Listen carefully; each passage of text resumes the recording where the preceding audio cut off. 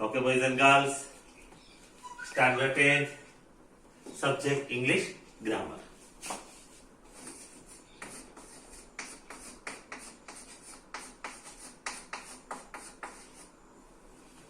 એમાં આજે આપણે એક નવો ટોપિક કરીએ, ફંક્શન્સ. આમ તો ફંક્શન એટલે કાર્ય, જે શબ્દ બતાવે એનું આપણે ફંક્શન, બરાબર, એ મુજબનું વાક્ય બનાવવાનું હોય. તમારે વાક્ય બનાવવાનું નથી, તમારે વાક્ય પૂરું કરવાનું હોય છે. પણ શરૂઆત છે તો હું એ વાક્ય બનાવીને તમને દેખાડીશ કે કઈ રીતે વાક્ય બને છે, બરાબર ને? તો સૌ પ્રથમ આપણે જોઈએ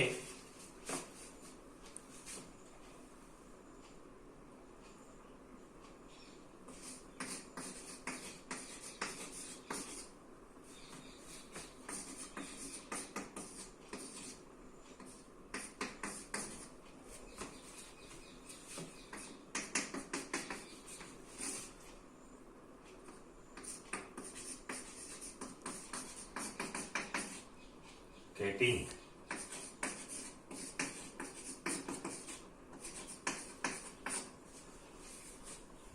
Contrast. વિરોધી ભાવ. હવે આ રીતે આપેલું હોય, પહેલા તો આપણે આ સમજવું પડે કે કોન્ટ્રાસ્ટ એટલે શું? તો જે હોય એના કરતા ઉલટું, વિપરીત જેને કહેવાય, બરાબર? તો આ વાક્યને આપણે બનાવવાનું હોય, પૂરું કરવાનું હોય. પણ કયા ભાવમાં? તો કે કોન્ટ્રાસ્ટ. આ એનું ફંક્શન થયું. જો એ વાક્ય હું લખું છું, આપણે આ રીતે જવાબ લખવાનો છે. ધો he is rich, બરાબર? જો કે તે પૈસાદાર છે, he is not happy. ને પ્રમાણે એમ કે પૈસાદાર, મારી પાસે પૈસા હોય તો આપણે હેપી થઈ જાય, બરાબર ને? પણ વિરોધી ભાવ, કોન્ટ્રાસ્ટ, બરાબર ને? ઉપર સફેદ પહેર્યું, નીચે કાળું પહેર્યું હોય તો એને કોન્ટ્રાસ્ટ મેચિંગ કહેવાય. ઉપર ગુલાબી પહેર્યું હોય, નીચે ગુલાબી પહેર્યું હોય તો એ મેચિંગ કહેવાય. ખ્યાલ આવી ગયો? મેચિંગ અને કોન્ટ્રાસ્ટ મેચિંગ. મતલબ મેચિંગ એટલે ઉપર નીચે સરખું છે, ઇક્વલ છે, અને કોન્ટ્રાસ્ટ એટલે ઉપર અને નીચે અલગ અલગ છે. તો આ બે વાક્ય છે. આ શબ્દો બરાબર જુઓ. રીચ, પૈસાદાર. તો પૈસાદાર હોય એ માણસ સુખી હોય, તો પણ અહીંયા શું છે? નોટ હેપી છે. જો મેચિંગ કોને કહેવાય? આપણે he is rich, he is happy. તે પૈસાદાર છે, તે સુખી છે. પણ એ પૈસાદાર છે પણ કેવો છે? દુખી આત્મા છે, બરાબર? તો આનો અર્થ કોન્ટ્રાસ્ટ આ રીતે થાય. હવે હું આ પહેલા લખીશ, પછી વાક્ય લખીશ.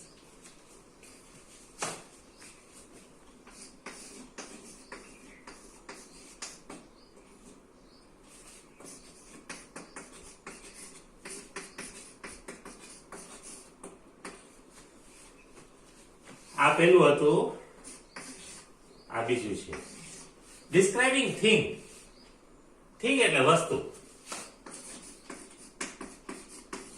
અને ડિસ્ક્રાઇબ એટલે એનું વર્ણન.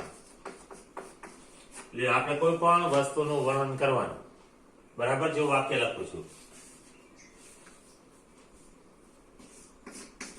એને આપણે ધ બેગ આપેલું છે, પછી આપણે ડિસ્ક્રાઇબિંગ થિંગ કરીએ છીએ. The bag that you have is made of jute. Jute એટલે સણ, કોથળો કહીએ ને આપણે, ખાખી કોથળો આવે. The bag that you have is made of jute. તમારી પાસે જે બેગ છે એ શણમાંથી બનેલું છે, બરાબર? તો આપણે શું કર્યું? ડિસ્ક્રાઇબિંગ થિંગ, વસ્તુનું વર્ણન કર્યું. આ ખાસ વસ્તુ યાદ રાખજો. આ જે કોન્ટ્રાસ્ટ એટલે વિરોધાભાસ, બરાબર ને? વિરોધી શબ્દ છે, આવી જાય. આ આપણે ડિસ્ક્રાઇબિંગ થિંગ કર્યું. ત્રીજું લઈએ,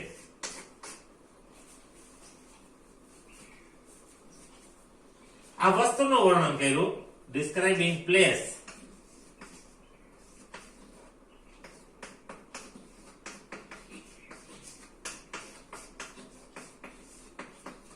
પ્લેસ એટલે સ્થળ, સ્થળનું વર્ણન.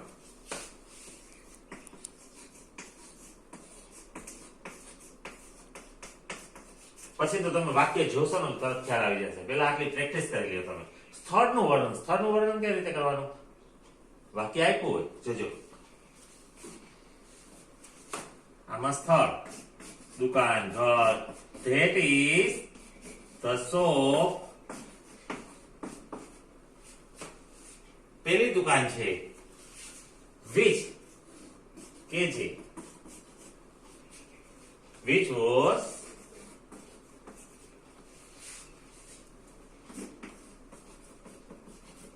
painted last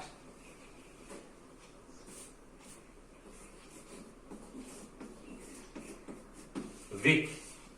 That is the shop. આપણે દેખા ને જો પેલી દુકાન છે કે જે ગયા અઠવાડિયે રન કરવામાં આવ્યો એ દુકાનને, બરાબર ને? તો આ શું કર્યું? સ્થળનું વર્ણન કર્યું. શોપ છે એ શું છે? સ્થળ છે. તો એને ડિસ્ક્રાઇબિંગ પ્લેસ કહેવાય. આ ઇન્ડિકેટિંગ કોન્ટ્રાસ્ટ, વિરોધાભાસ. વસ્તુનું વર્ણન, ડિસ્ક્રાઇબિંગ થિંગ. સ્થળનું વર્ણન, ડિસ્ક્રાઇબિંગ પ્લેસ. 3 થયા. આપણે એના પછી ના કરીએ. ચોથા નંબરનું આપણે કરશું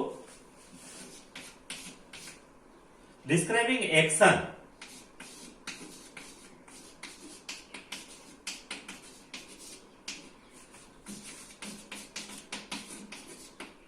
એક્શન એટલે કાર્ય, કાર્યનું વર્ણન.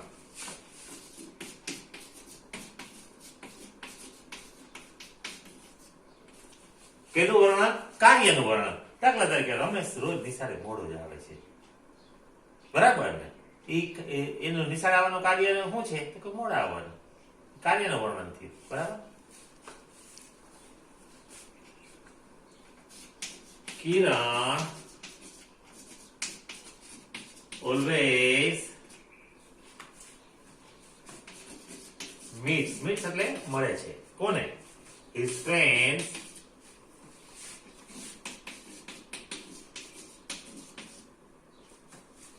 on holidays. રજા હોય ત્યારે કિરણ તેના મિત્રોને મળે છે. લે થયું. આ શું થયું? કાર્યનું વર્ણન. કેનું કાર્ય?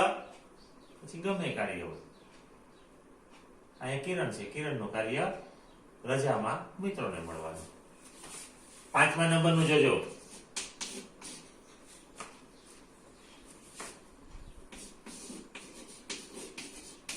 Duration of time. ડ્યુરેશન સમયગાળો. ટાઈમ તો છે જ, પણ ડ્યુરેશન એટલે ગાળો. અહીંયા આપણે સમયગાળાનું વર્ણન કરવાનું છે. આપણે 1 મહિનો, 2 મહિના, સવારથી સાંજ સુધી, આ બધો સમયગાળો કહેવાય, બરાબર? આવા શબ્દો કે લખ્યા ને હું તમે તમારી ભાષામાં તમે સમજી શકો એ માટે આપણે એનું ભાષાંતર કરીએ છીએ.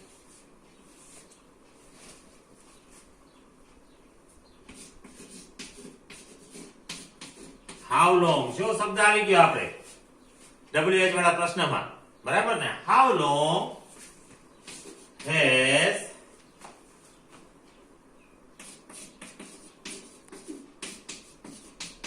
Ashok sir been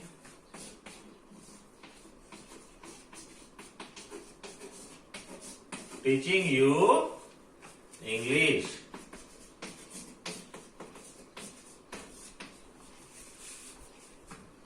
બારમું પાસ કરીને અત્યારે 12 કોલેજમાં ગયા હોય છોકરાઓ, તો ત્યાં કોઈને મારા ઓળખીતા મળે તો કહો તમારે સરસ્વતી સ્કૂલમાં તો અશોક સર ઇંગ્લિશ કરાવે છે, એમ ને? અચ્છા, તો પૂછે કે તમને અશોક સરે કેટલા સમય ઇંગ્લિશ ભણાવ્યું? સમયગાળો પૂછ્યો. How long has Ashok sir bin teaching you English? Have been, how long કેટલા સમયથી અશોક સર તમને ઇંગ્લિશ ભણાવી રહ્યા છે? મતલબ ચાલુ પૂર્ણ વર્તમાન કાળ, બરાબર ને? ભૂતકાળમાં શરૂ થયેલી ક્રિયા વર્તમાનમાં બોલી અત્યારે ચાલુ છે, ભવિષ્યમાં પણ ચાલુ રહેવાની છે, બરાબર ને? તો આ થયો આપણે સમયગાળાનું વાક્ય. બરાબર? આમાં કે ચોક્કસ સમય નથી કે આગળથી જ આપણે કોઈ સાલ આપી દઈએ કે 2019 થી અમને ભણાવે છે, તો એ પોઈન્ટ ઓફ ટાઈમ બની જાય. બરાબર? એ આપણે નેક્સ્ટ એપિસોડમાં લેશું. આજે મેં તમને અત્યારે 5 કરાવ્યા છે. એની અંદર આ 5 આજે હોમવર્કમાં દરેકના 2 વાક્ય લખવાના છે. બરાબર? એ તમને હોમવર્ક આપું છું.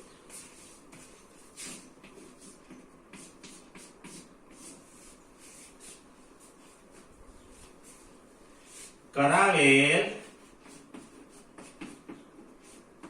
5 ફંક્શન,